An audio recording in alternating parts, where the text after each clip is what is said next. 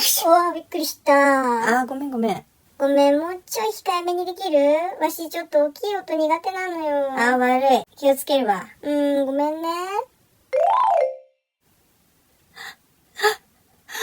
フィッシュフィッシュ？今フィッシュって言った？くしゃみ控えめにしようとしてフィッシュって言った？私に配慮してくしゃみ魚になってる夫かわいすぎるだろう。